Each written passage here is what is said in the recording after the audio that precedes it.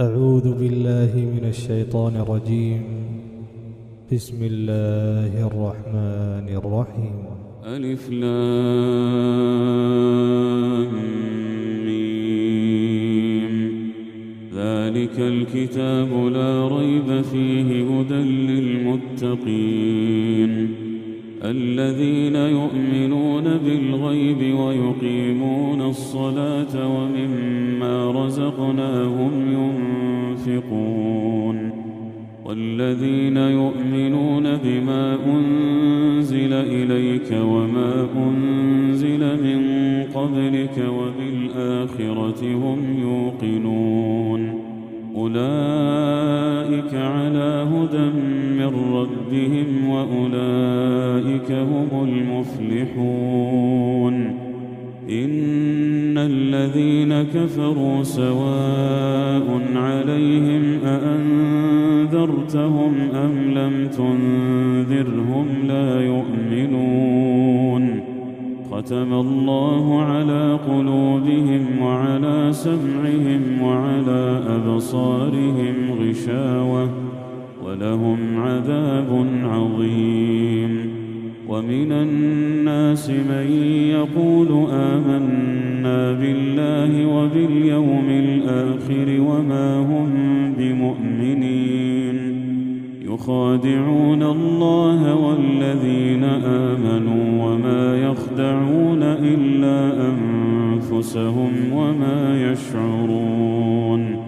في قلوبهم مرض فزادهم الله مرضا ولهم عذاب أليم بما كانوا يكذبون وإذا قيل لهم لا تفسدوا في الأرض قالوا إنما نحن مصلحون ألا إنهم هم المفسدون ولكن لا يشعرون وإذا قيل لهم آمنوا كما آمن الناس قالوا أنؤمن كما آمن السفهاء ألا إنهم هم السفهاء ولكن لا يعلمون وإذا لقوا الذين آمنوا قالوا آمنا وإذا خلوا إلى شياطينهم قالوا إنا معكم إنما نحن مستهزئون الله يستهزئ بهم ويمدهم في طغيانهم يعمهون أولئك الذين اشتروا الضلالة بالهدى فما ربحت تجارتهم وما كانوا مهتدين مثلهم كمثل الذي استوقد نارا فلما أضاءت ما حوله ذهب الله بنورهم وتركهم في ظلمات لا يبصرون صم بكم عمي فهم لا يرجعون أو كصيب من السماء فيه ظلمات ورعد وبرق يجعلون أصابعهم في آذانهم من الصواعق حذر الموت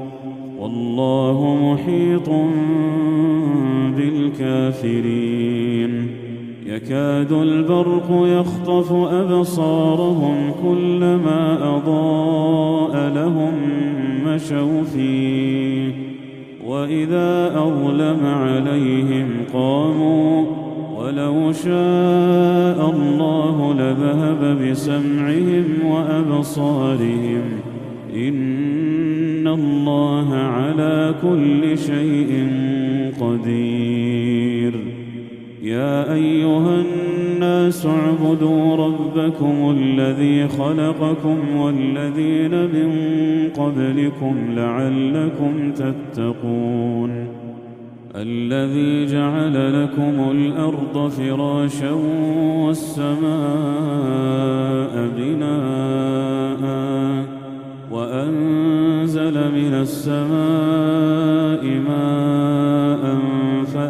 أخرج به من الثمرات رزقا لكم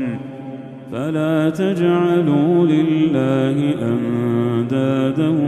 وأنتم تعلمون وإن كنتم في ريب مما نزلنا على عبدنا فأتوا بسورة من مثله وادعوا شهداءكم من دون الله إن كنتم صادقين فإن لم تفعلوا ولن تفعلوا فاتقوا النار التي وقودها الناس والحجارة أعدت للكافرين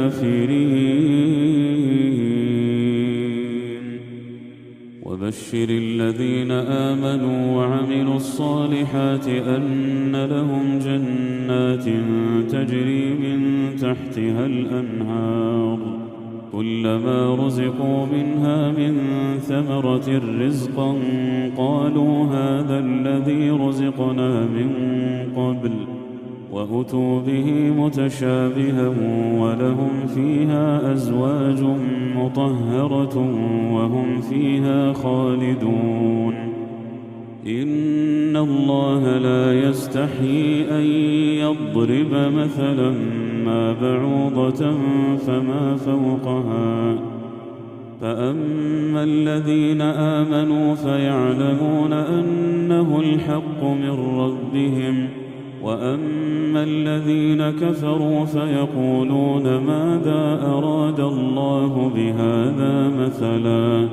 يضل به كثيرا ويهدي به كثيرا وما يضل به إلا الفاسقين الذين ينقضون عهد الله من بعد ميثاقه ويقطعون ما أمر الله به أن يوصل ويفسدون في الأرض أولئك هم الخاسرون كيف تكفرون بالله وكنتم أمواتا فأحياكم ثم يميتكم ثم يحييكم ثم إليه ترجعون هو الذي خلق لكم ما في الأرض جميعا ثم استوى إلى السماء فسواهن 7 سماوات وهو بكل شيء عليم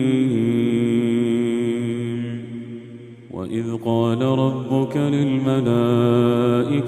إني جاعل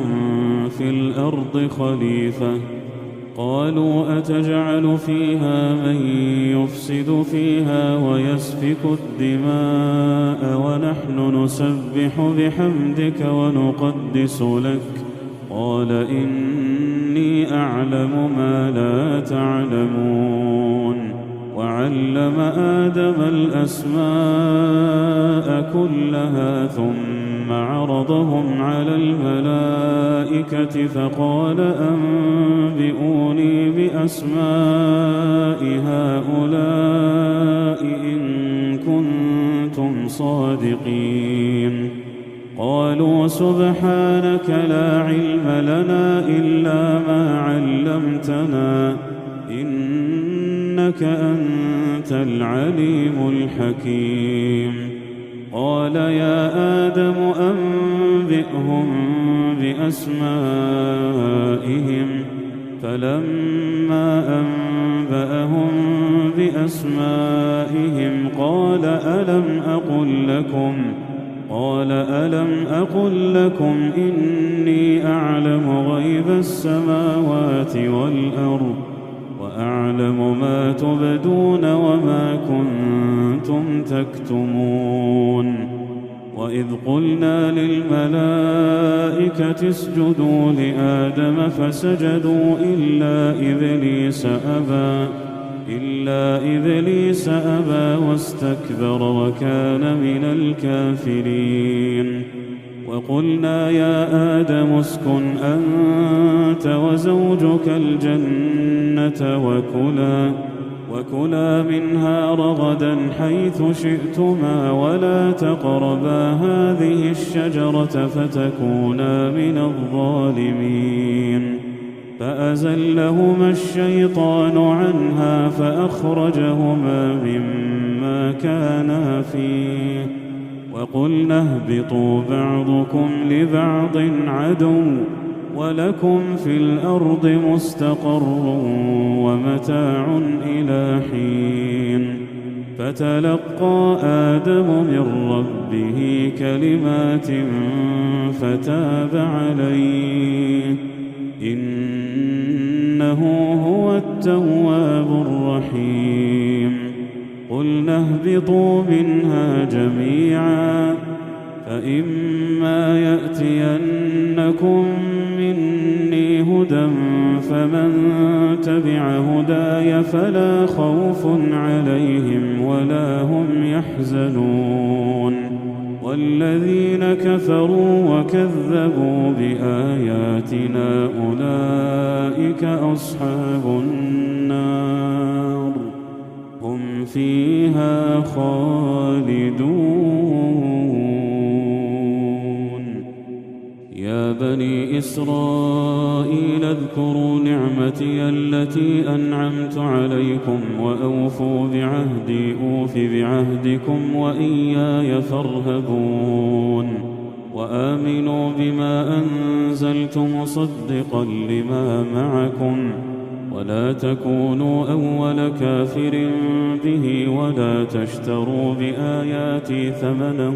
قليلا وإياي فاتقون. ولا تلبسوا الحق بالباطل وتكتموا الحق وأنتم تعلمون. وأقيموا الصلاة وآتوا الزكاة واركعوا مع الراكعين. أتأمرون الناس بالبر وتنسون أنفسكم وأنتم تتلون الكتاب أفلا تعقلون. واستعينوا بالصبر والصلاة وإنها لكبيرة إلا على الخاشعين الذين يظنون أنهم ملاقو ربهم وأنهم إليه راجعون. يا بني إسرائيل اذكروا نعمتي التي أنعمت عليكم وأني فضلتكم على العالمين. واتقوا يوما لا تجزي نفس عن نفس شيئا ولا يقبل منها شفاعة ولا يؤخذ منها عدل ولا هم ينصرون. وإذ نجيناكم من آل فرعون يسومونكم سوء العذاب يذبحون أبناءكم ويستحيون نساءكم وفي ذلكم بلاء من ربكم عظيم. وإذ فرقنا بكم البحر فأنجيناكم وأغرقنا آل فرعون وأنتم تنظرون. وإذ واعدنا موسى 40 ليلة ثم اتخذتم العجل من بعده وأنتم ظالمون ثم عفونا عنكم من بعد ذلك لعلكم تشكرون. وإذ آتينا موسى الكتاب والفرقان لعلكم تهتدون. وإذ قال موسى لقومه يا قوم إنكم ظلمتم أنفسكم باتخاذكم العجل فتوبوا إلى بارئكم فاقتلوا أنفسكم ذلكم خير لكم عند بارئكم فتاب عليكم إنه هو التواب الرحيم. وإذ قلتم يا موسى لن نؤمن لك حتى نرى الله جهرة فأخذتكم الصاعقة وأنتم تنظرون ثم بعثناكم من بعد موتكم لعلكم تشكرون وظللنا عليكم الغمام وأنزلنا عليكم المن والسلوى كلوا من طيبات ما رزقناكم وما ظلمونا ولكن كانوا أنفسهم يظلمون. وإذ قلنا ادخلوا هذه القرية فكلوا منها حيث شئتم رغدا وادخلوا الباب سجدا وقولوا حطة نغفر لكم خطاياكم وسنزيد المحسنين. فبدل الذين ظلموا قولا غير الذي قيل لهم فأنزلنا على الذين ظلموا رجزا من السماء بما كانوا يفسقون. وإذ استسقى موسى لقومه فقلنا اضرب بعصاك الحجر فانفجرت منه 12 عينا قد علم كل أناس مشربهم كلوا واشربوا من رزق الله ولا تعثوا في الأرض مفسدين. وإذ قلتم يا موسى لن نصبر على طعام واحد فادع لنا ربك يخرج لنا مما تنبت الأرض من بقلها وقثائها وفومها وعدسها وبصلها قال أتستبدلون الذي هو أدنى بالذي هو خير اهبطوا مصرا فإن لكم ما سألتم وضربت عليهم الذلة والمسكنة وباءوا بغضب من الله ذلك بأنهم كانوا يكفرون بآيات الله ويقتلون النبيين بغير الحق ذلك بما عصوا وكانوا يعتدون. إن الذين آمنوا والذين هادوا والنصارى والصابئين من آمن بالله واليوم الآخر وعمل صالحا فلهم أجرهم عند ربهم ولا خوف عليهم ولا هم يحزنون. وإذ أخذنا ميثاقكم ورفعنا فوقكم الطور خذوا ما آتيناكم بقوة واذكروا ما فيه لعلكم تتقون ثم توليتم من بعد ذلك فلولا فضل الله عليكم ورحمته لكنتم من الخاسرين. ولقد علمتم الذين اعتدوا منكم في السبت فقلنا لهم كونوا قردة خاسئين فجعلناها نكالا لما بين يديها وما خلفها وموعظة للمتقين. وإذ قال موسى لقومه إن الله يأمركم أن تذبحوا بقرة. قالوا أتتخذنا هزوا؟ قال أعوذ بالله أن أكون من الجاهلين. قالوا ادع لنا ربك يبين لنا ما هي. قال إنه يقول إنها بقرة لا فارض ولا بكر عوان بين ذلك فافعلوا ما تؤمرون. قالوا ادع لنا ربك يبين لنا ما لونها. قال إنه يقول إنها بقرة صفراء فاقع لونها تسر الناظرين. قالوا ادع لنا ربك يبين لنا ما هي إن البقرة شابه علينا وإنا إن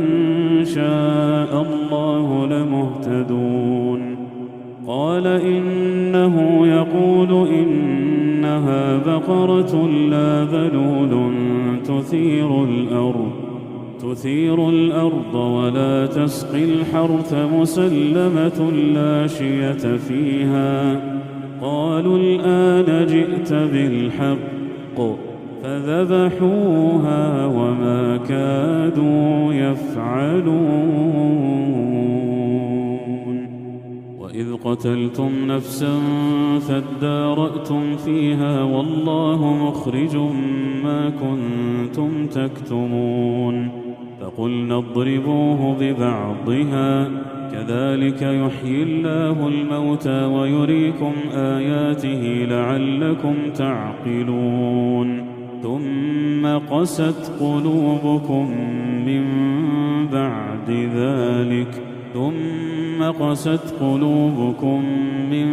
بعد ذلك فهي كالحجارة أو أشد قسوة. وإن من الحجارة لما يتفجر منه الأنهار وإن منها لما يشقق فيخرج منه الماء وإن منها لما يهبط من خشية الله وما الله بغافل عما تعملون. أفتطمعون أن يؤمنوا لكم وقد كان فريق منهم يسمعون كلام الله ثم يحرفونه من بعد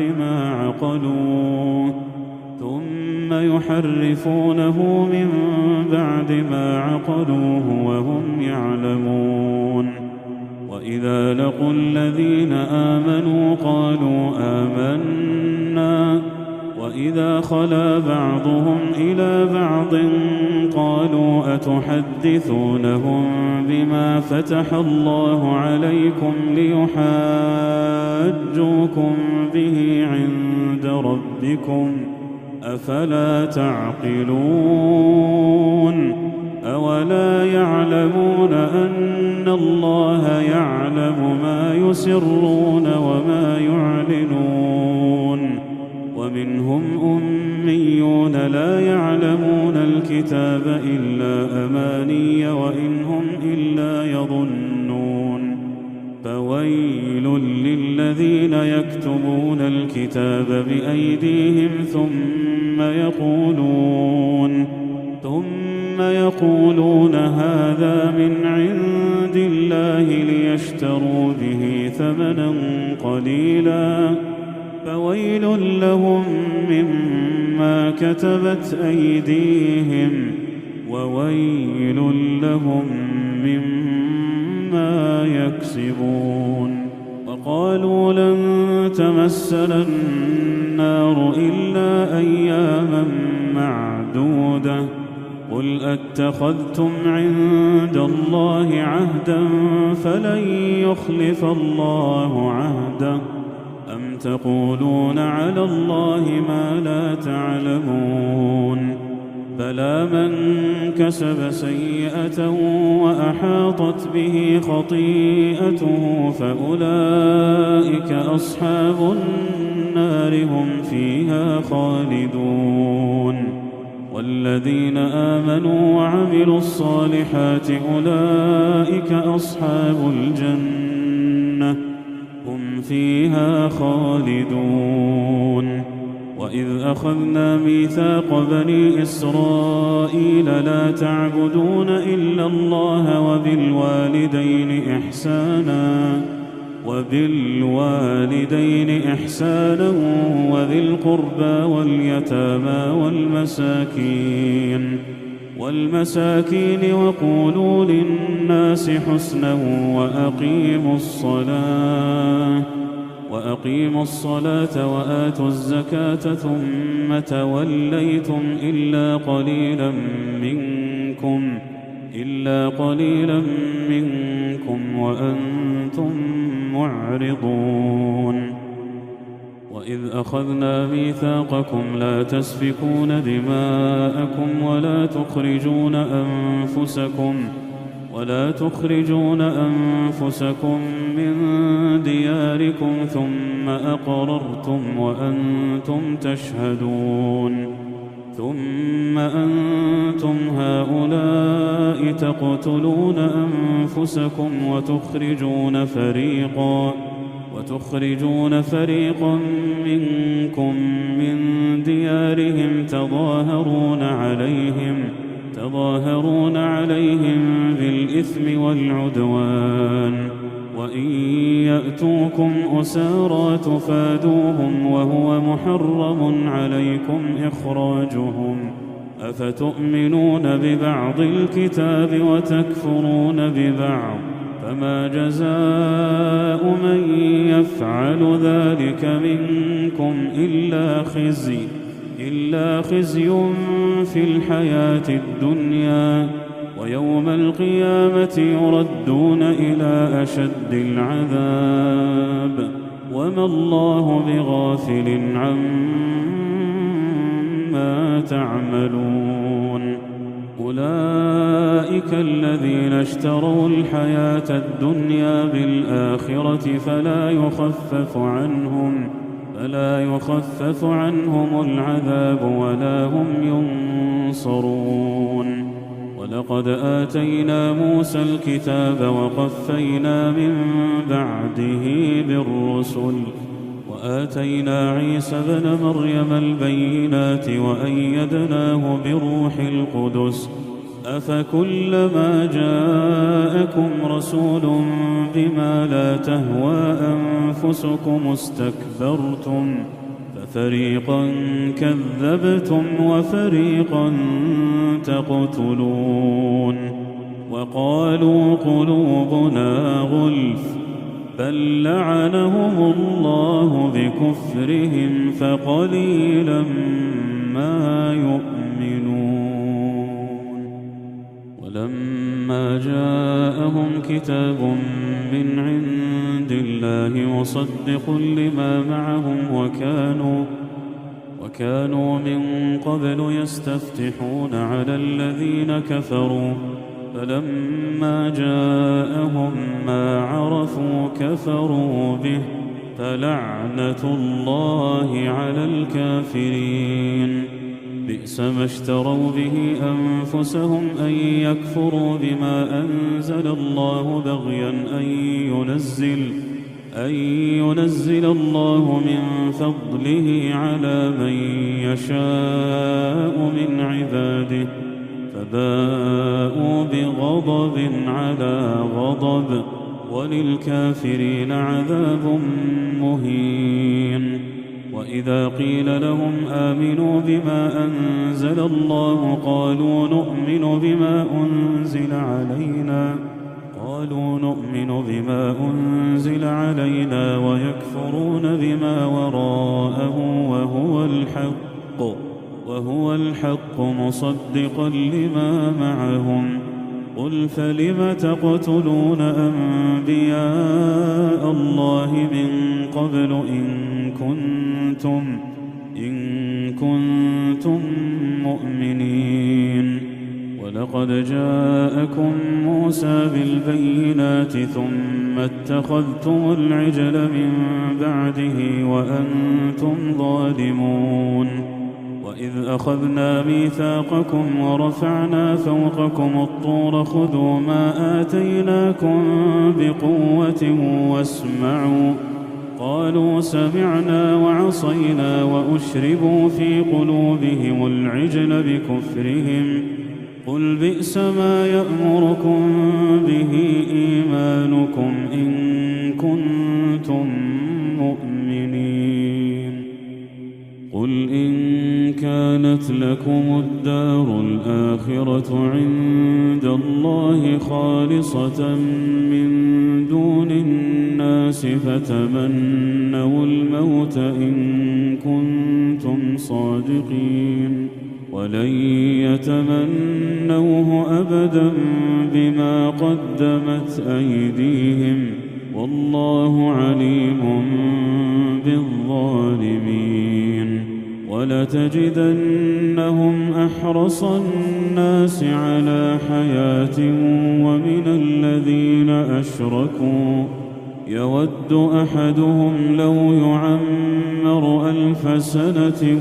وما هو بمزحزحه من العذاب أن يعمر والله بصير بما يعملون قل من كان عدوا لجبريل فإنه نزله على قلبك بإذن الله مصدقا لما بين يديه وهدى وبشرى للمؤمنين من كان عدوا لله وملائكته ورسله وجبريل وميكال فإن الله عدو للكافرين ولقد أنزلنا إليك آيات بينات وما يكفر بها إلا الفاسقون أوكلما عاهدوا عهدا نبذه فريق منهم بل أكثرهم لا يؤمنون ولما جاءهم رسول من عند الله مصدق لما معهم نبذ فريق من الذين أوتوا الكتاب كتاب الله وراء ظهورهم كأنهم لا يعلمون واتبعوا ما تتلو الشياطين على ملك سليمان وما كفر سليمان ولكن الشياطين كفروا يعلمون الناس السحر وما أنزل على الملكين ببابل هاروت وماروت وما يعلمان من أحد حتى يقولا إنما نحن فتنة فلا تكفر فيتعلمون منهما ما يفرقون به بين المرء وزوجه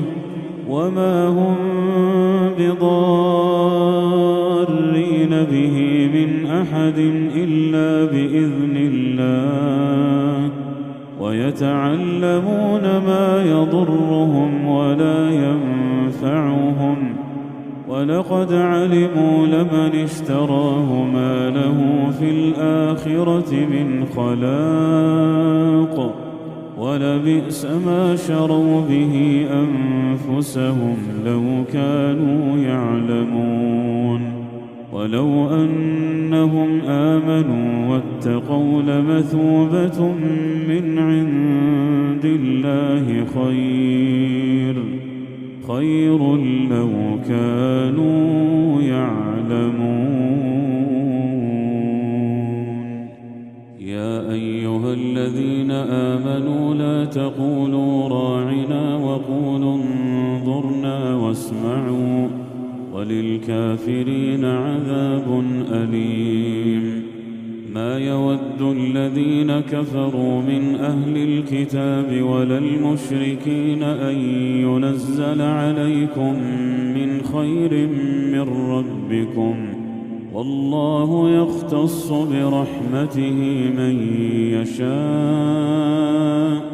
والله ذو الفضل العظيم. ما ننسخ من آية أو ننسها نأت بخير منها أو مثلها. ألم تعلم أن الله على كل شيء قدير؟ ألم تعلم أن الله له ملك السماوات والأرض، وما لكم من دون الله من ولي ولا نصير. أم تريدون أن تسألوا رسولكم كما سئل موسى من قبل؟ ومن يتبدل الكفر بالإيمان فقد ضل سواء السبيل. ود كثير من أهل الكتاب لو يردونكم من بعد إيمانكم كفارا حسدا من عند أنفسهم من بعد ما تبين لهم الحق، فاعفوا واصفحوا حتى يأتي الله بأمره،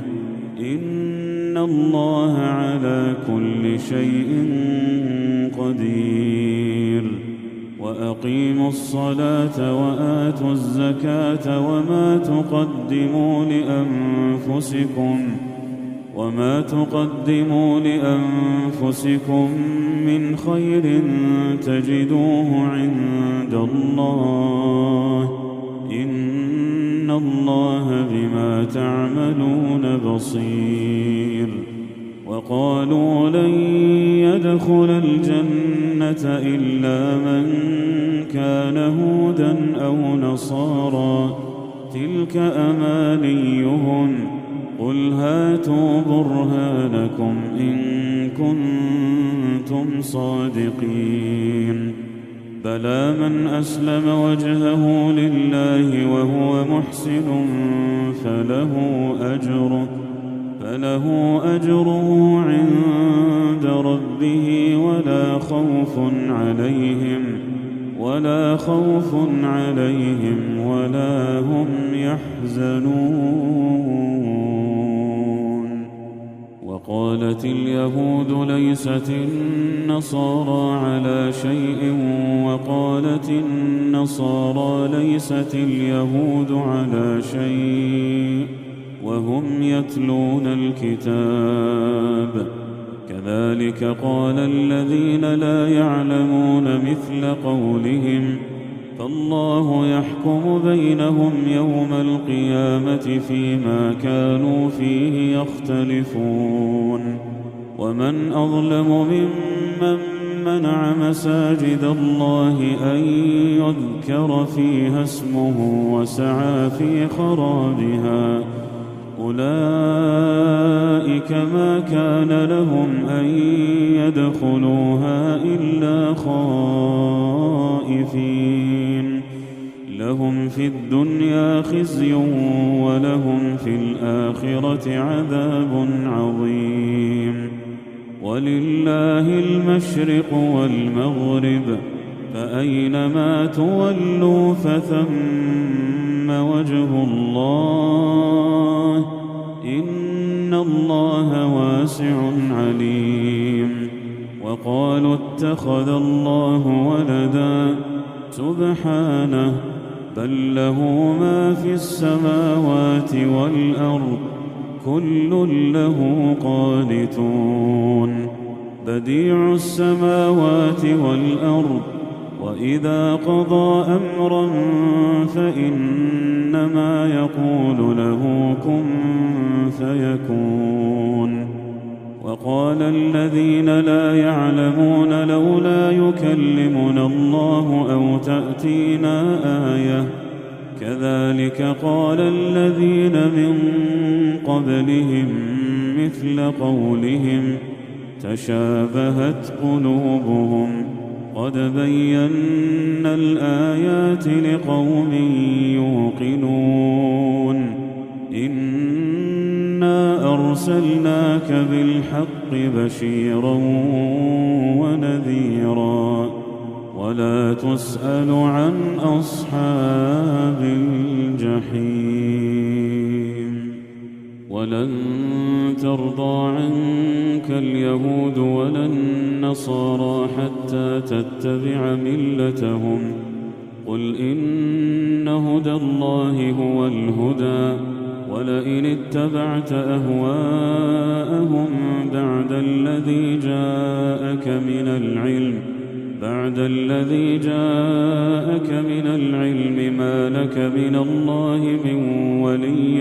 ولا نصير الذين آتيناهم الكتاب يتلونه حق تلاوته أولئك يؤمنون به ومن يكفر به فأولئك هم الخاسرون يا بني إسرائيل اذكروا نعمتي التي أنعمت عليكم وأني فضلتكم على العالمين واتقوا يوما لا تجزي نفس عن نفس شيئا ولا يقبل منها عدل ولا تنفعها شفاعة ولا هم ينصرون وإذ ابتلى إبراهيم ربه بكلمات فأتمهن قال إني جاعلك للناس إماما قال ومن ذريتي قال لا ينال عهد الظالمين وإذ جعلنا البيت مثابة للناس وأمنا واتخذوا من مقام إبراهيم مصلى وعهدنا إلى إبراهيم وإسماعيل أن طهرا بيتي للطائفين والعاكفين والركع السجود وإذ قال إبراهيم رب اجعل هذا بلدا آمنا وارزق أهله من الثمرات من آمن منهم بالله واليوم الآخر قال ومن كفر فأمتعه قليلا ثم أضطره إلى عذاب النار وبئس المصير وإذ يرفع إبراهيم القواعد من البيت وإسماعيل ربنا تقبل منا إنك أنت السميع العليم ربنا واجعلنا مسلمين لك ومن ذريتنا أمة مسلمة لك وأرنا مناسكنا وتب علينا إنك أنت التواب الرحيم ربنا وابعث فيهم رسولا منهم يتلو عليهم آياتك ويعلمهم الكتاب والحكمة ويزكيهم إنك أنت العزيز الحكيم ومن يرغب عن ملة إبراهيم إلا من سفه نفسه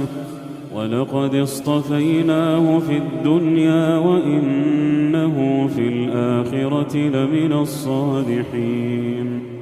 إذ قال له ربه أسلم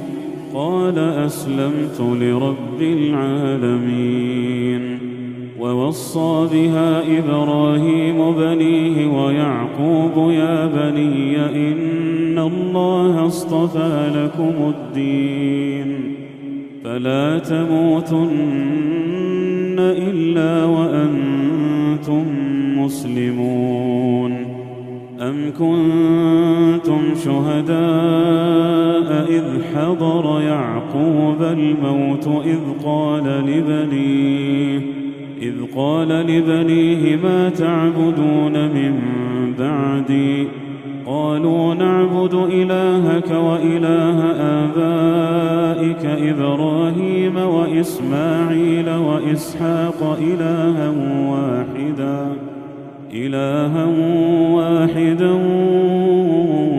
ونحن له مسلمون تلك أمة قد خلت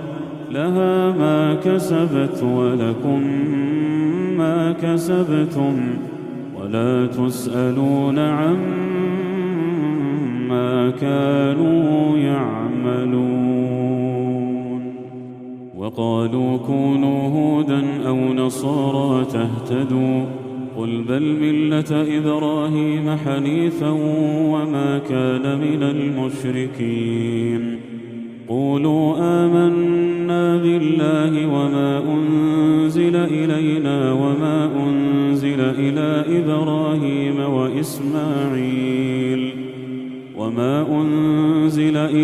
إبراهيم وإسماعيل وإسحاق ويعقوب والأسباط وما أوتي موسى وعيسى وما أوتي النبيون من ربهم لا نفرق بين أحد منهم ونحن له مسلمون فإن آمنوا بمثل ما آمنتم به فقد اهتدوا وإن تولوا فإنما هم في شقاق فسيكفيكهم الله وهو السميع العليم صبغة الله ومن أحسن من الله صبغة ونحن له عابدون قل أتحاجوننا في الله وهو ربنا وربكم ولنا أعمالنا ولكم أعمالكم ونحن له مخلصون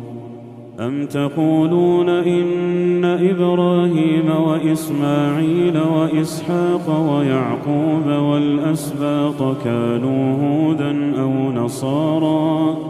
قل أأنتم أعلم أم الله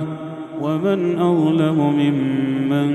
كتم شهادة عنده من الله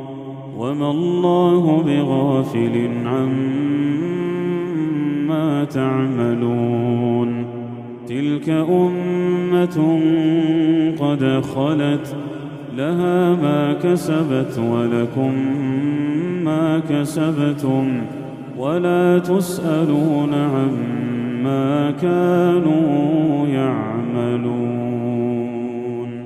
سيقول السفهاء من الناس ما ولاهم عن قبلتهم التي كانوا عليها قل لله المشرق والمغرب يهدي من يشاء إلى صراط مستقيم وكذلك جعلناكم أمة وسطا لتكونوا شهداء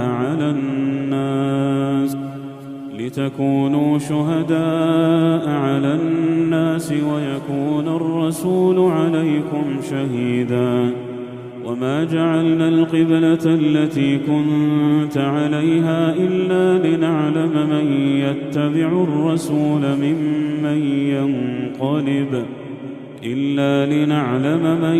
يتبع الرسول ممن ينقلب على عقبيه وإن كانت لكبيرة إلا على الذين هدى الله وما كان الله ليضيع إيمانكم إن الله بالناس لرءوف رحيم قد نرى تقلب وجهك في السماء فلنولينك قبلة ترضاها فول وجهك شطر المسجد الحرام وحيث ما كنتم فولوا وجوهكم شطره وإن الذين أوتوا الكتاب ليعلمون أنه الحق من ربهم وما الله بغافل عما يعملون ولئن أتيت الذين أوتوا الكتاب بكل آية ما تبعوا قبلتك وما أنت بتابع قبلتهم وما بعضهم بتابع قبلة بعض ولئن اتبعت أهواءهم من بعد ما جاءك من العلم إنك إذا لمن الظالمين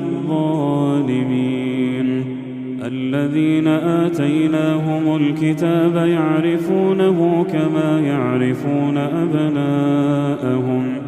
وإن فريقا منهم ليكتمون الحق وهم يعلمون الحق من ربك فلا تكونن من الممترين ولكل وجهة هو موليها فاستبقوا الخيرات أينما تكونوا يأت بكم الله جميعا إن الله على كل شيء قدير ومن حيث خرجت فول وجهك شطر المسجد الحرام وإنه للحق من ربك وما الله بغافل عما تعملون ومن حيث خرجت فول وجهك شطر المسجد الحرام وحيث ما كنتم فولوا وجوهكم شطره لئلا يكون للناس عليكم حجة إلا الذين ظلموا منهم فلا تخشوهم واخشوني ولأتم نعمتي عليكم ولعلكم تهتدون كما أرسلنا فيكم رسولا منكم يتلو عليكم آياتنا ويزكيكم ويعلمكم الكتاب والحكمة ويعلمكم ما لم تكونوا تعلمون فاذكروني أذكركم واشكروا لي ولا تكفرون يا أيها الذين آمنوا استعينوا بالصبر والصلاة إن الله مع الصابرين ولا تقولوا لمن يقتل في سبيل الله أموات بل أحياء ولكن لا تشعرون ولنبلونكم بشيء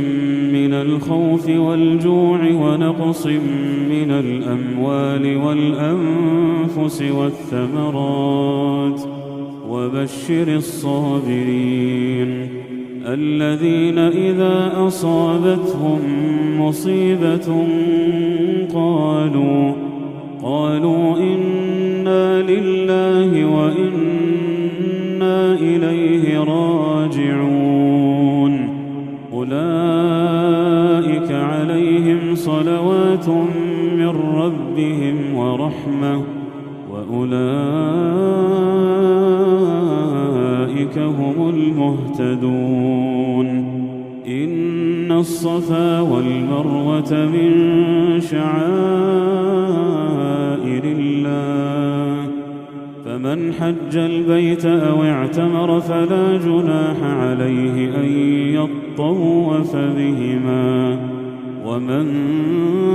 تطوع خيرا فإن الله شاكر عليم. إن الذين يكتمون ما أنزلنا من البينات والهدى من بعد ما بيناه للناس في الكتاب أولئك يلعنهم الله ويلعنهم اللاعنون، إلا الذين تابوا وأصلحوا وبينوا فأولئك أتوب عليهم وأنا التواب الرحيم. إن الذين كفروا وماتوا وهم كفار أولئك عليهم لعنة الله والملائكة والناس أجمعين، خالدين فيها لا يخفف عنهم العذاب ولا هم ينظرون. وإلهكم إله واحد لا إله إلا هو الرحمن الرحيم. إن في خلق السماوات والأرض واختلاف الليل والنهار والفلك التي تجري في البحر بما ينفع الناس وما أنزل الله من السماء من ماء فأحيا به الأرض بعد موتها وبث فيها من كل دابة وتصريف الرياح والسحاب المسخر بين السماء والأرض لآيات لقوم يعقلون. ومن الناس من يتخذ من دون الله أندادا يحبونهم كحب الله والذين آمنوا أشد حبا لله ولو يرى الذين ظلموا إذ يرون العذاب أن القوة لله جميعا وأن الله شديد العذاب. إذ تبرأ الذين اتبعوا من الذين اتبعوا ورأوا العذاب وتقطعت بهم الأسباب. وقال الذين اتبعوا لو أن لنا كرة فنتبرأ منهم كما تبرأوا منا كذلك يريهم الله أعمالهم حسرات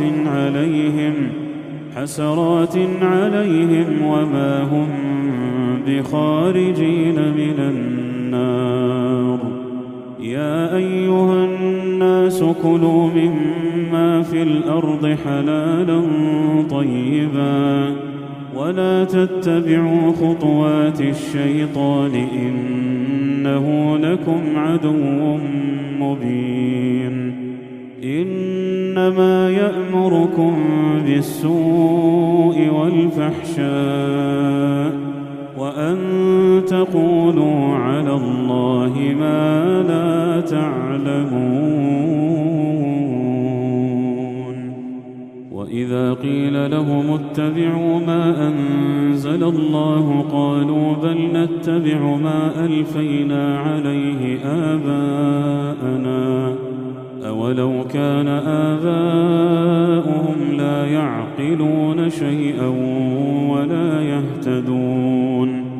ومثل الذين كفروا كمثل الذي ينعق بما لا يسمع إلا دعاء ونداء صم بكم عمي فهم لا يعقلون. يا أيها الذين آمنوا كلوا من طيبات ما رزقناكم واشكروا لله إن كنتم إياه تعبدون. إنما حرم عليكم الميتة والدم ولحم الخنزير وما أهل به لغير الله، فمن اضطر غير باغ ولا عاد فلا إثم عليه، إن الله غفور رحيم. إن الذين يكتمون ما أنزل الله من الكتاب ويشترون به ثمنا قليلا أولئك ما يأكلون في بطونهم إلا النار ولا يكلمهم الله يوم القيامة ولا يزكيهم ولهم عذاب أليم. أولئك الذين اشتروا الضلالة بالهدى والعذاب بالمغفرة، فما أصبرهم على النار. ذلك بأن الله نزل الكتاب بالحق، وإن الذين اختلفوا في الكتاب لفي شقاق بعيد. ليس البر أن تولوا وجوهكم قبل المشرق والمغرب، ولكن البر من آمن بالله واليوم الآخر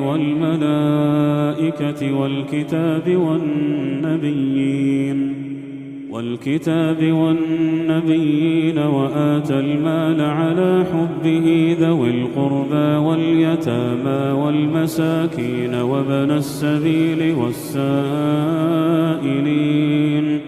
والسائلين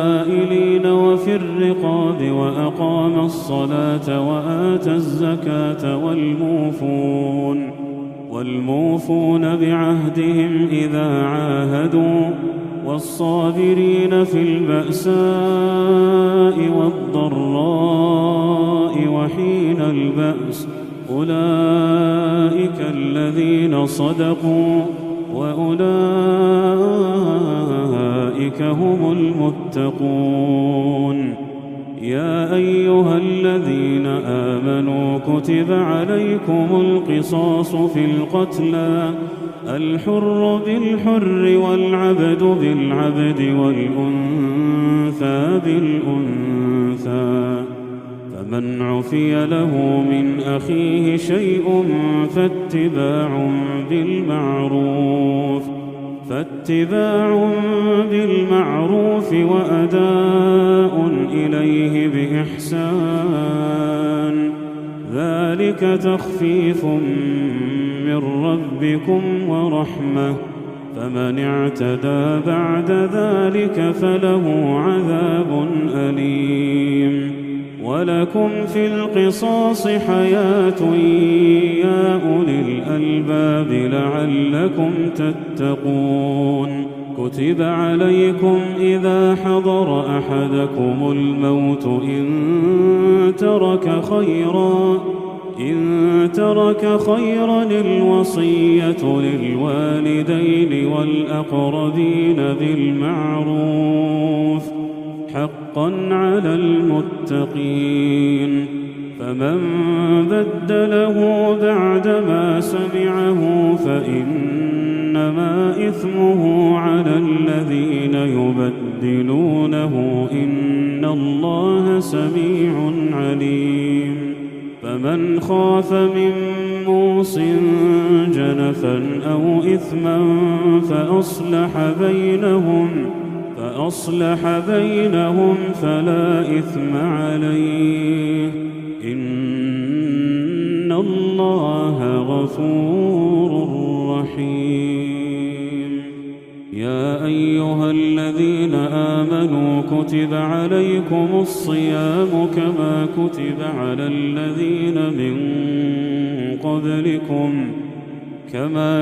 على الذين من قبلكم لعلكم تتقون أياما معدودات فمن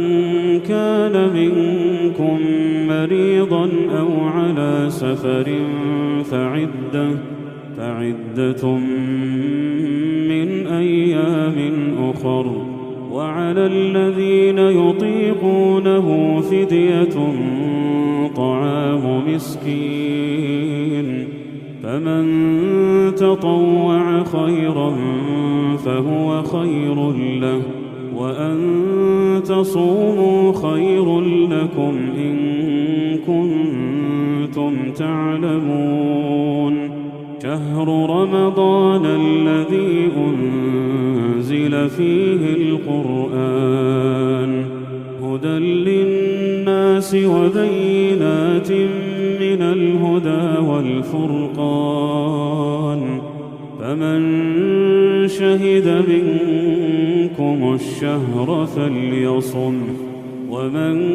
كان مريضا أو على سفر فعدة من أيام أخر يريد الله بكم اليسر ولا يريد بكم العسر ولتكملوا العدة ولتكبروا الله على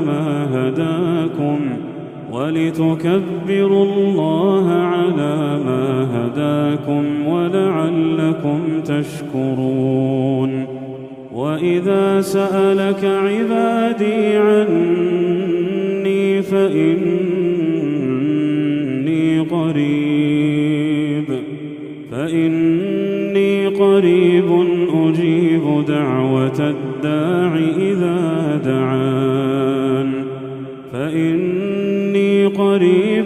أجيب دعوة الداع إذا دعان فليستجيبوا لي وليؤمنوا بي لعلهم يرشدون أحل لكم ليلة الصيام الرفث إلى نسائكم هن لباس لكم وأنتم لباس لهن علم الله أنكم كنتم تختانون أنفسكم فتاب عليكم وعفى عنكم فالآن باشروهن وابتغوا ما كتب الله لكم وكلوا واشربوا حتى يتبين لكم الخيط الأبيض من الخيط الأسود من الفجر ثم أتموا الصيام إلى الليل ولا تباشروهن وأنتم عاكفون في المساجد تلك حدود الله فلا تقربوها كذلك يبين الله آياته للناس لعلهم يتقون ولا تأكلوا أموالكم بينكم بالباطل وتدلوا بها إلى الحكام لتأكلوا فريقا من أموال الناس بالإثم وأنتم تعلمون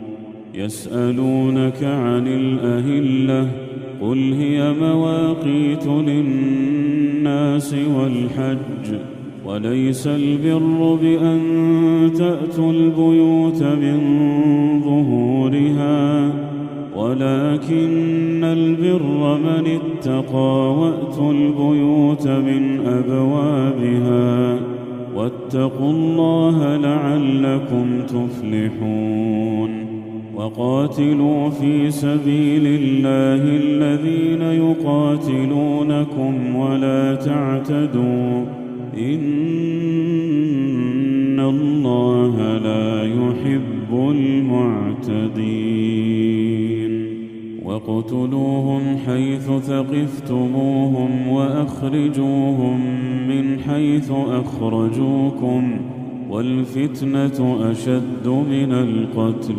ولا تقاتلوهم عند المسجد الحرام حتى يقاتلوكم فيه فإن قاتلوكم فاقتلوهم كذلك جزاء الكافرين فإن انتهوا فإن الله غفور رحيم وقاتلوهم حتى لا تكون فتنة ويكون الدين لله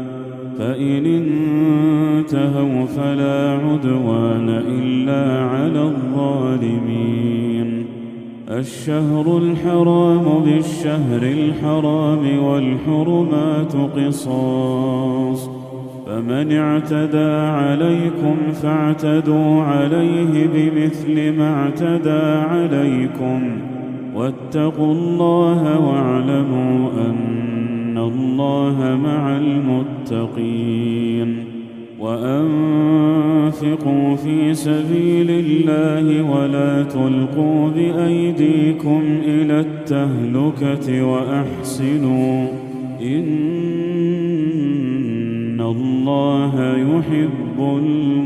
المحسنين وأتموا الحج والعمرة لله فإن أحصرتم فما استيسر من الهدي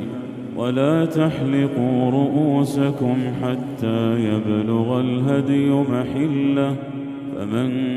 كان منكم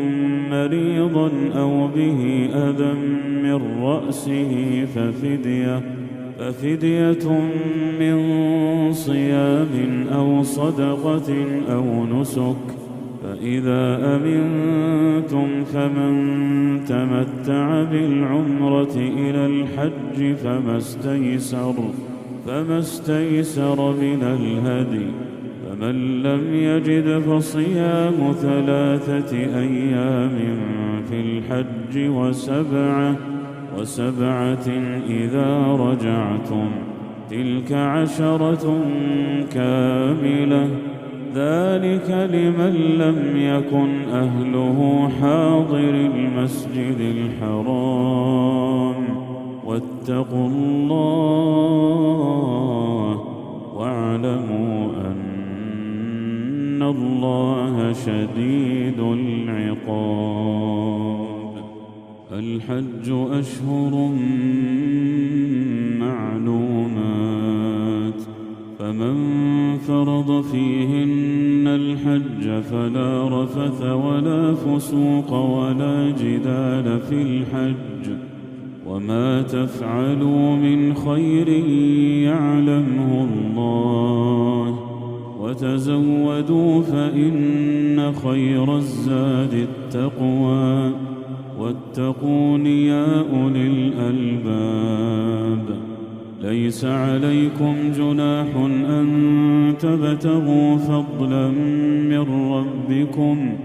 فإذا أفضتم من عرفات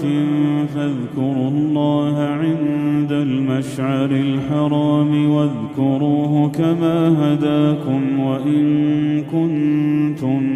من قبله لمن الضالين ثم أفيضوا من حيث أفاض الناس واستغفروا الله إن الله غفور رحيم فإذا قضيتم مناسككم فاذكروا الله كذكركم آباءكم أو أشد ذكرا فمن الناس من يقول ربنا آتنا في الدنيا وما له في الآخرة من خلاق ومنهم من يقول ربنا آتنا في الدنيا حسنة وفي الآخرة حسنة وقنا عذاب النار أولئك لهم نصيب مما كسبوا والله سريع الحساب. واذكروا الله في أيام معدودات، فمن تعجل في يومين فلا إثم عليه، ومن تأخر فلا إثم عليه، لمن اتقى. واتقوا الله واعلموا أنكم إليه تحشرون. ومن الناس من يعجبك قوله في الحياة الدنيا ويشهد الله على ما في قلبه وهو ألد الخصام، وإذا تولى سعى في الأرض ليفسد فيها ويهلك الحرث والنسل، والله لا يحب الفساد. وإذا قيل له اتق الله أخذته العزة بالإثم فحسبه جهنم ولبئس المهاد. ومن الناس من يشري نفسه ابتغاء مرضات الله، والله رءوف بالعباد. يا أيها الذين آمنوا ادخلوا في السلم كافة ولا تتبعوا خطوات الشيطان، إنه لكم عدو مبين. فإن زللتم من بعد ما جاءتكم البينات فاعلموا أن الله عزيز حكيم. هل ينظرون إلا أن يأتيهم الله في ظلل من الغمام والملائكة وقضي الأمر وإلى الله ترجع الأمور. سل بني إسرائيل كم آتيناهم من آية بينة، ومن يبدل نعمة الله من بعد ما جاءته فإن الله شديد العقاب. زين للذين كفروا الحياة الدنيا ويسخرون من الذين آمنوا، والذين اتقوا فوقهم يوم القيامة، والله يرزق من يشاء بغير حساب. كان الناس أمة واحدة فبعث الله النبيين مبشرين ومنذرين وأنزل معهم الكتاب بالحق ليحكم بين الناس فيما اختلفوا فيه، وما اختلف فيه إلا الذين أوتوه من بعد ما جاءتهم البينات بغيا بينهم، فهدى الله الذين آمنوا لما اختلفوا فيه من الحق بإذنه، والله يهدي من يشاء إلى صراط مستقيم. أم حسبتم أن تدخلوا الجنة ولما يأتكم مثل الذين خلوا من قبلكم مستهم البأساء والضراء وزلزلوا حتى يقول الرسول والذين آمنوا معه متى نصر الله، ألا إن نصر الله قريب. يسألونك ماذا ينفقون قل ما أنفقتم أنفقتم من خير فللوالدين والأقربين واليتامى والمساكين وابن السبيل وما تفعلوا من خير فإن الله به عليم.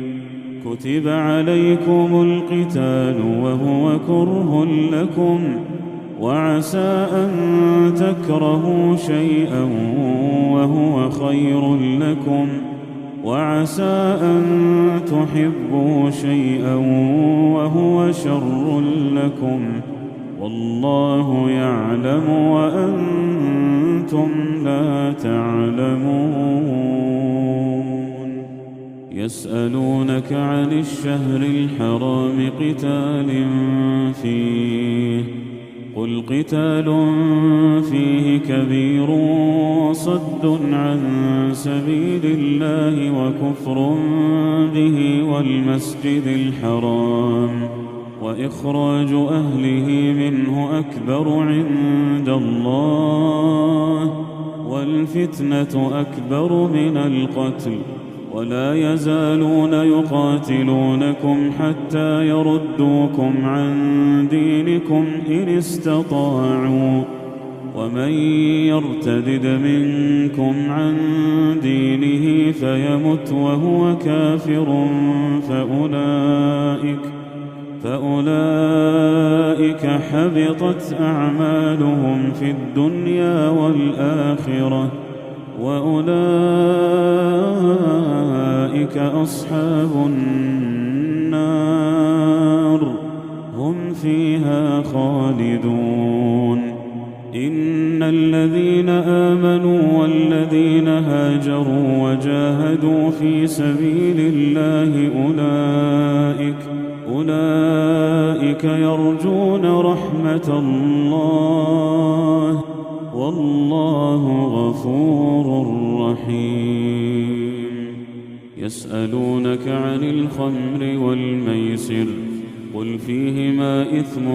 كبير ومنافع للناس وإثمهما أكبر من نفعهما ويسألونك ماذا ينفقون قل العفو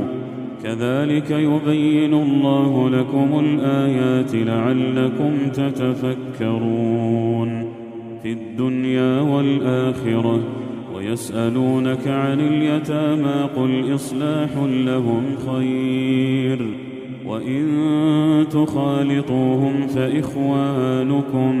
والله يعلم المفسد من المصلح ولو شاء الله لأعنتكم إن الله عزيز حكيم. ولا تنكحوا المشركات حتى يؤمن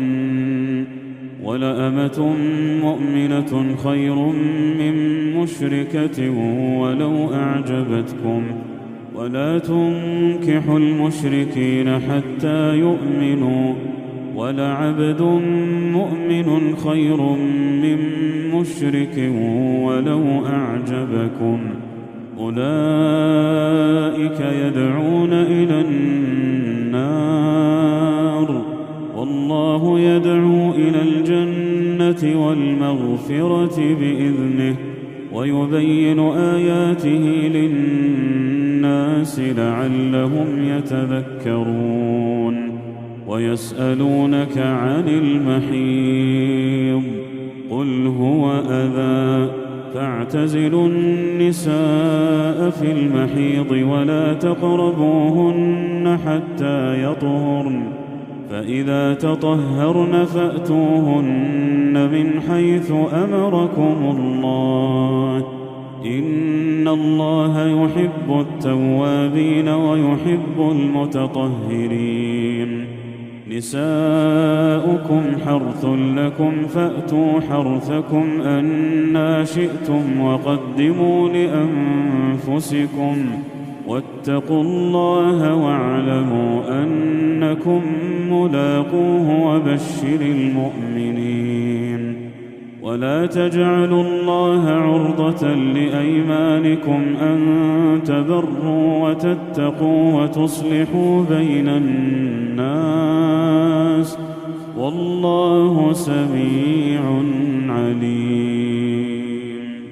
لا يؤاخذكم الله باللغو في أيمانكم ولكن يؤاخذكم بما كسبت قلوبكم والله غفور حليم. للذين يؤلون من نسائهم تربص 4 أشهر فإن فاءوا فإن الله غفور رحيم. وإن عزموا الطلاق فإن الله سميع عليم. والمطلقات يتربصن بأنفسهن 3 قروء ولا يحل لهن أن يكتمن ما خلق الله في أرحامهن إن كن يؤمن بالله واليوم الآخر وبعولتهن أحق بردهن في ذلك إن أرادوا إصلاحا ولهن مثل الذي عليهن بالمعروف وللرجال عليهن درجة والله عزيز حكيم. الطلاق 2 فإمساك بمعروف أو تسريح بإحسان. ولا يحل لكم أن تأخذوا مما آتيتموهن شيئا إلا أن يخافا ألا يقيما حدود الله. فإن خفتم ألا يقيما حدود الله فلا جناح عليهما فيما افتدت به. تلك حدود الله فلا تعتدوها ومن يتعد حدود الله فأولئك هم الظالمون. فإن طلقها فلا تحل له من بعد حتى تنكح زوجا غيره. فإن طلقها فلا جناح عليهما أن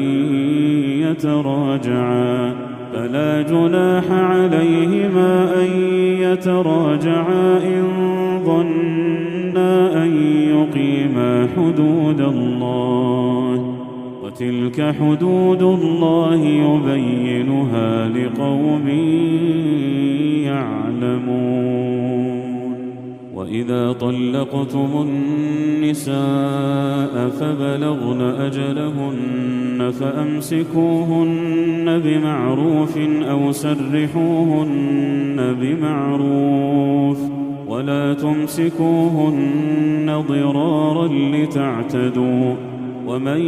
يفعل ذلك فقد ظلم نفسه. ولا تتخذوا آيات الله هزوا واذكروا نعمة الله عليكم وما أنزل عليكم من الكتاب والحكمة يعظكم به واتقوا الله واعلموا أن الله بكل شيء عليم.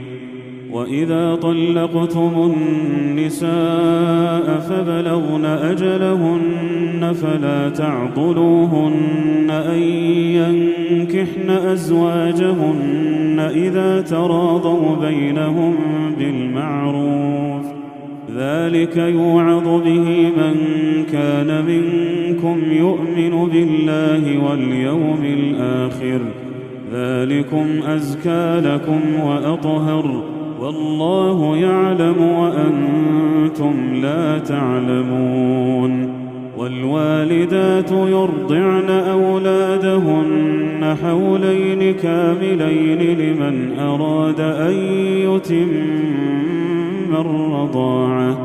وعلى المولود له رزقهن وكسوتهن بالمعروف. لا لا تكلف نفس إلا وسعها لا تضار والدة بولدها ولا مولود له بولده وعلى الوارث مثل ذلك فإن أرادا فصالا عن تراض منهما وتشاور فلا جناح عليهما وإن أردتم أن تسترضعوا أولادكم فلا جناح عليكم إذا سلمتم ما آتيتم بالمعروف واتقوا الله واعلموا أن الله بما تعملون بصير. والذين يتوفون منكم ويذرون أزواجا يتربصن بأنفسهن 4 أشهر وعشرا فإذا بلغن أجلهن فلا جناح عليكم فيما فعلن في أنفسهن بالمعروف والله بما تعملون خبير. ولا جناح عليكم فيما عرضتم به من خطبة النساء أو أكننتم في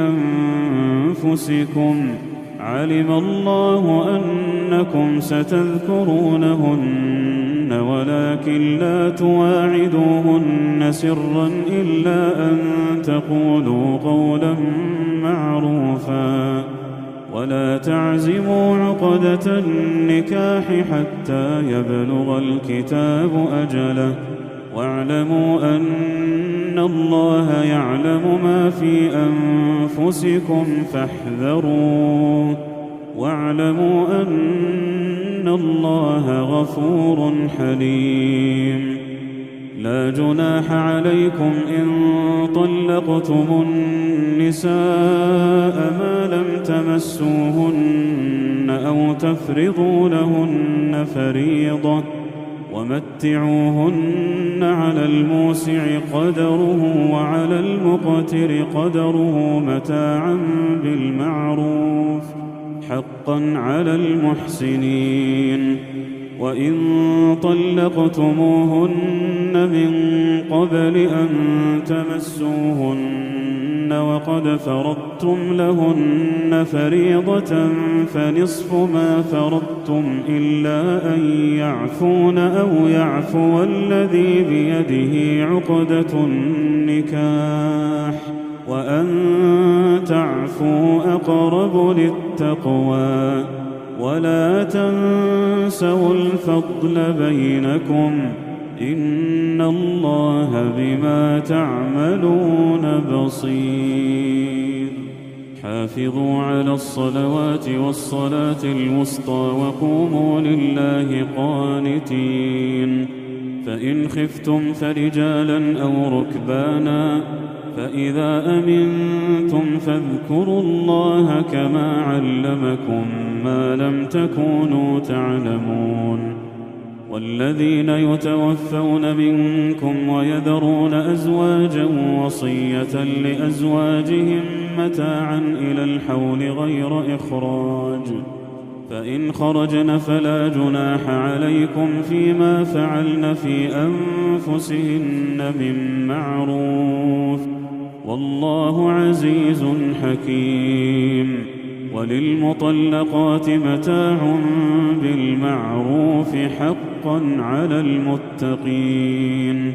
كذلك يبين الله لكم آياته لعلكم تعقلون. ألم تر إلى الذين خرجوا من ديارهم وهم ألوف حذر الموت فقال لهم الله موتوا ثم أحياهم إن الله لذو فضل على الناس ولكن أكثر الناس لا يشكرون. وقال وقاتلوا في سبيل الله واعلموا أن الله سميع عليم. من ذا الذي يقرض الله قرضا حسنا فيضاعفه له أضعافا كثيرة والله يقبض ويبسط وإليه ترجعون. ألم تر إلى الملأ من بني إسرائيل من بعد موسى إذ قالوا لنبي لهم ابعث لنا ملكا نقاتل في سبيل الله قال هل عسيتم إن كتب عليكم القتال ألا تقاتلوا قالوا وما لنا ألا نقاتل في سبيل الله وقد أخرجنا من ديارنا وأبنائنا فلما كتب عليهم القتال تولوا إلا قليلا منهم والله عليم بالظالمين. وقال لهم نبيهم إن الله قد بعث لكم طالوت ملكا قالوا أنى يكون له الملك علينا ونحن أحق بالملك منه ولم يؤت سعة من المال قال إن الله اصطفاه عليكم وزاده بسطة في العلم والجسم والله يؤتي ملكه من يشاء والله واسع عليم.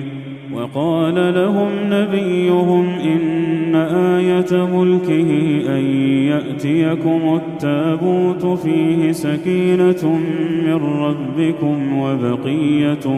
مما ترك آل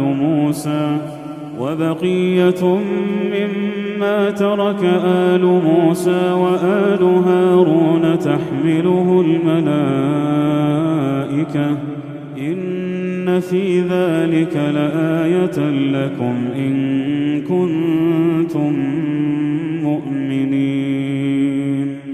فلما فصل طالوت بالجنود قال إن الله مبتليكم بنهر فمن شرب منه فليس مني ومن لم يطعمه فإنه مني إلا من اغترف غرفة بيده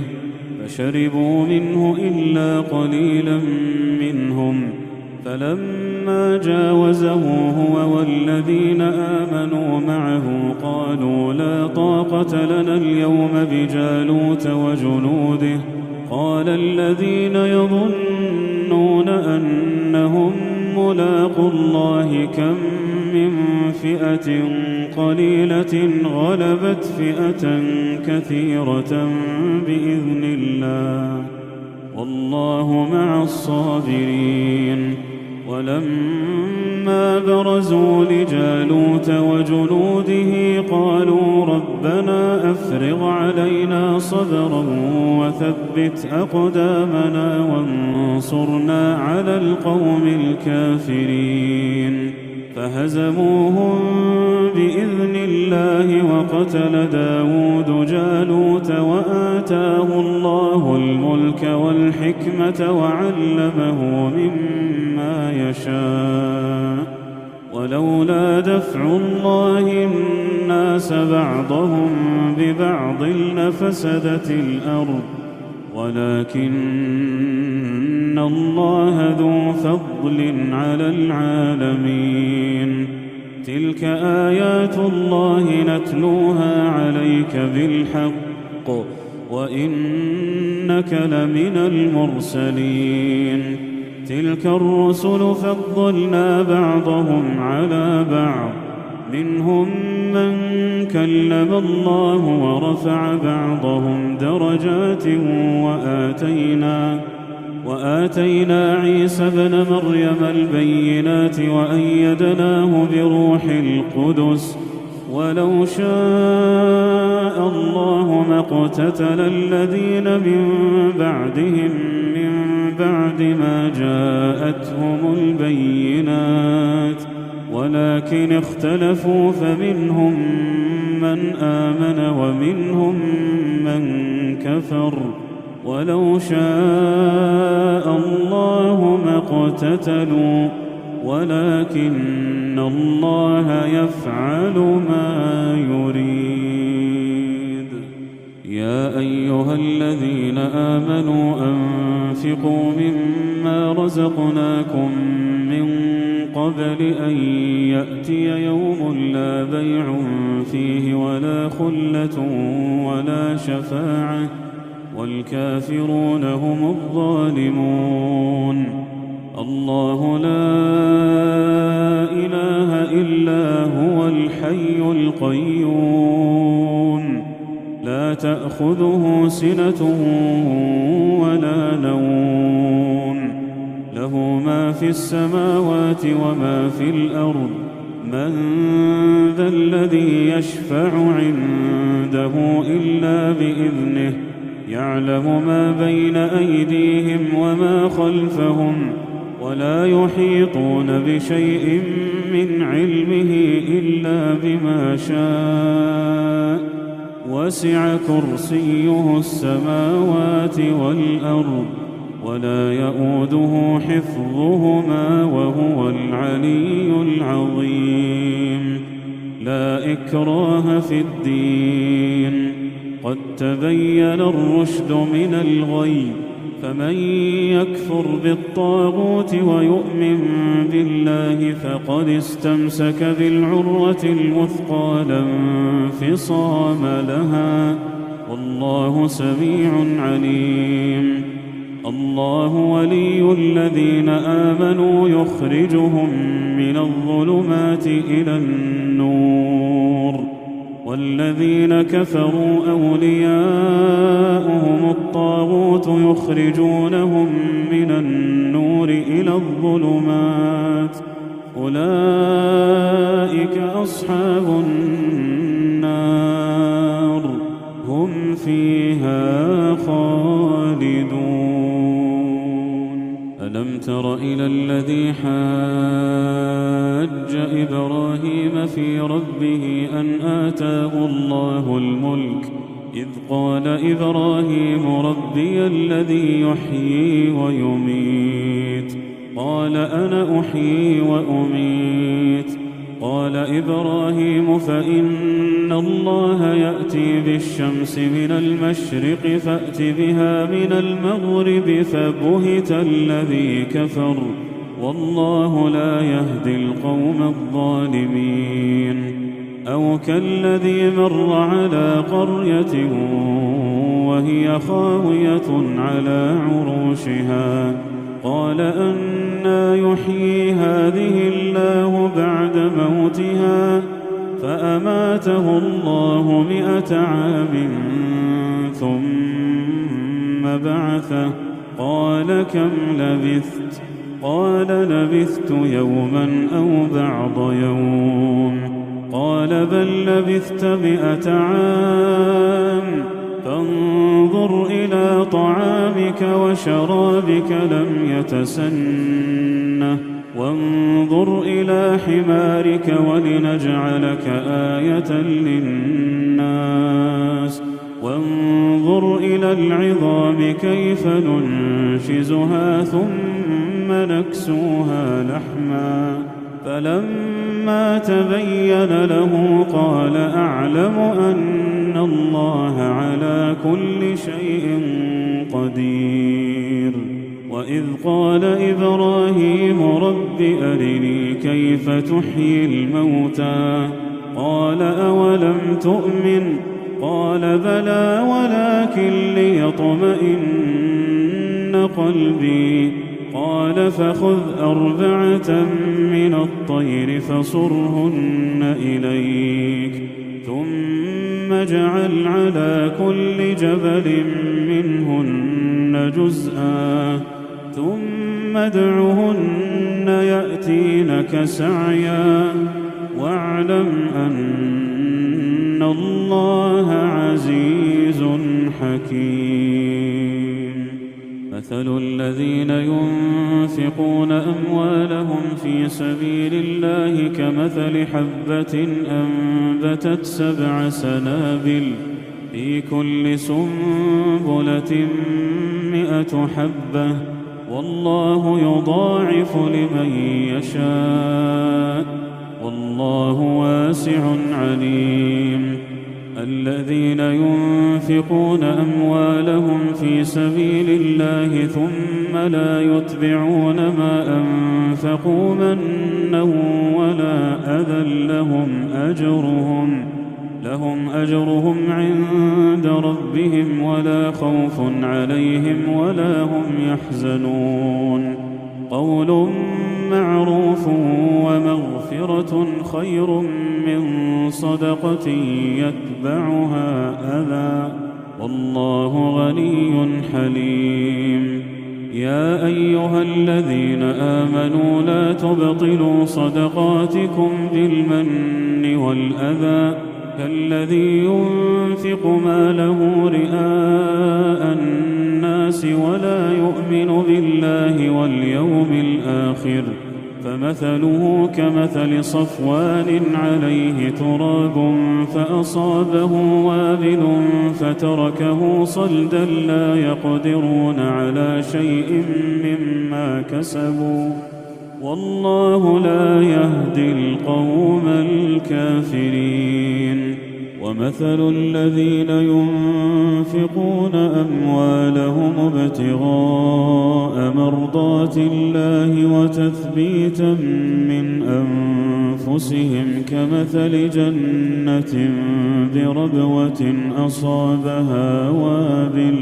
أصابها وابل فآتت أكلها ضعفين فإن لم يصبها وابل فطل والله بما تعملون بصير. أيود أحدكم أن تكون له جنة من نخيل وأعناب تجري من تحتها الأنهار له فيها من كل الثمرات وأصابه الكبر وله ذرية ضعفاء فأصابها إعصار فيه نار فاحترقت كذلك يبين الله لكم الآيات لعلكم تتفكرون. يا أيها الذين آمنوا أنفقوا من طيبات ما كسبتم ومما أخرجنا لكم من الأرض ولا تيمموا الخبيث منه تنفقون ولستم بآخذيه إلا أن تغمضوا فيه واعلموا أن الله غني حميد. الشيطان يعدكم الفقر ويأمركم بالفحشاء والله يعدكم مغفرة منه وفضلا والله واسع عليم. يؤتي الحكمة من يشاء ومن يؤت الحكمة فقد أوتي خيرا كثيرا وما يذكر إلا أولو الألباب. وما أنفقتم من نفقة أو نذرتم من نذر فإن الله يعلمه وما للظالمين من أنصار. إن تبدوا الصدقات فنعما هي وإن تخفوها وتؤتوها الفقراء فهو خير لكم ويكفر عنكم من سيئاتكم والله بما تعملون خبير. ليس عليك هداهم ولكن الله يهدي من يشاء وما تنفقوا من خير فلأنفسكم وما تنفقون إلا ابتغاء وجه الله وما تنفقوا من خير يوفى إليكم وأنتم لا تظلمون. للفقراء الذين أحصروا في سبيل الله لا يستطيعون ضربا في الأرض يحسبهم الجاهل أغنياء من التعفف تعرفهم بسيماهم لا يسألون الناس إلحافا وما تنفقوا من خير فإن الله به عليم. الذين ينفقون أموالهم بالليل والنهار سرا وعلانية فلهم أجرهم عند ربهم ولا خوف عليهم ولا هم يحزنون. الذين يأكلون الربا لا يقومون إلا كما يقوم الذي يتخبطه الشيطان من المس ذلك بأنهم قالوا إنما البيع مثل الربا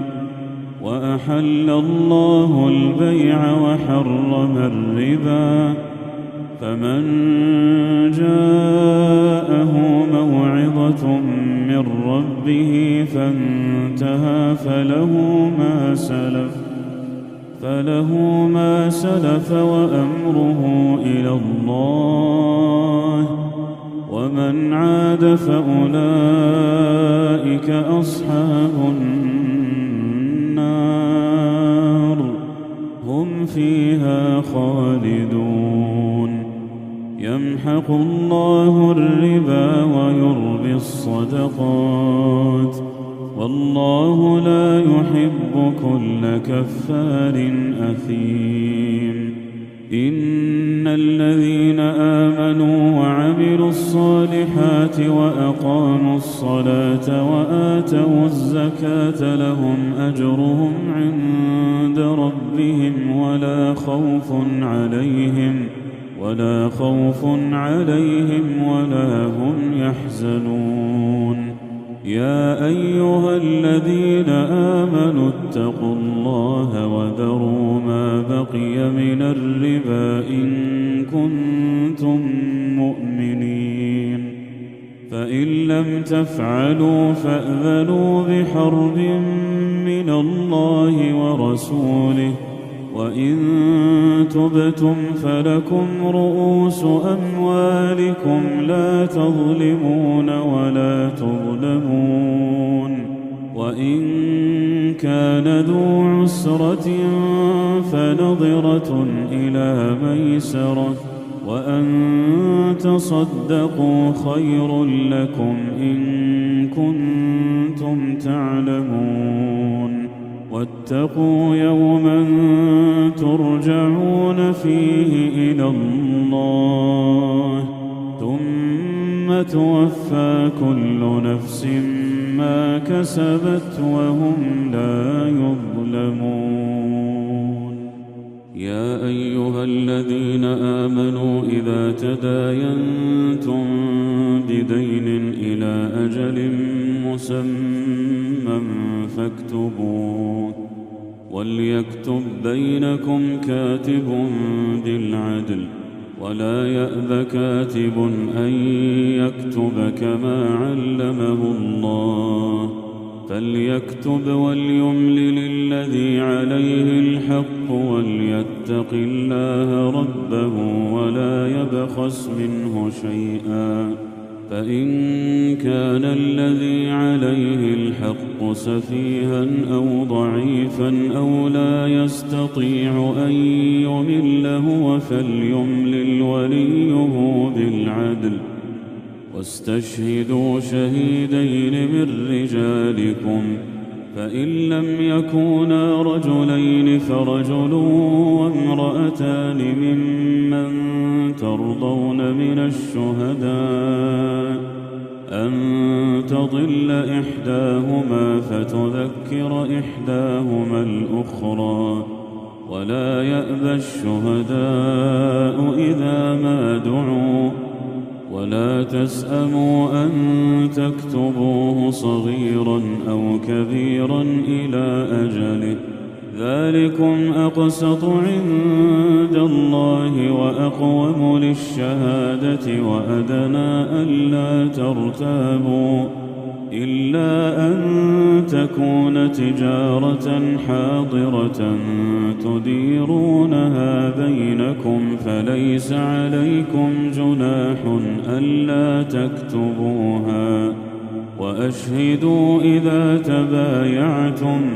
ولا يضار كاتب ولا شهيد وإن تفعلوا فإنه فسوق بكم واتقوا الله ويعلمكم الله والله بكل شيء عليم وإن كنتم على سفر ولم تجدوا كاتبا فرهان مقبوضة فإن أمن بعضكم بعضا فليؤد الذي ائتمن أمانته وليتق الله ربه ولا تكتموا الشهادة ومن يكتمها فإنه آثم قلبه والله بما تعملون عليم لله ما في السماوات وما في الأرض وإن تبدوا ما في أنفسكم أو تخفوه يحاسبكم به الله فيغفر لمن يشاء ويعذب من يشاء والله على كل شيء قدير آمن الرسول بما أنزل إليه من ربه والمؤمنون كل آمن بالله وملائكته وكتبه ورسله لا نفرق بين أحد من رسله وقالوا سمعنا وأطعنا غفرانك ربنا وإليك المصير لا يكلف الله نفسا إلا وسعها لها ما كسبت وعليها ما اكتسبت ربنا لا تؤاخذنا إن نسينا أو أخطأنا ربنا ولا تحمل علينا إصرا كما حملته على الذين من قبلنا ربنا ولا تحملنا ما لا طاقة لنا به واعف عنا واغفر لنا وارحمنا أنت مولانا فانصرنا على القوم الكافرين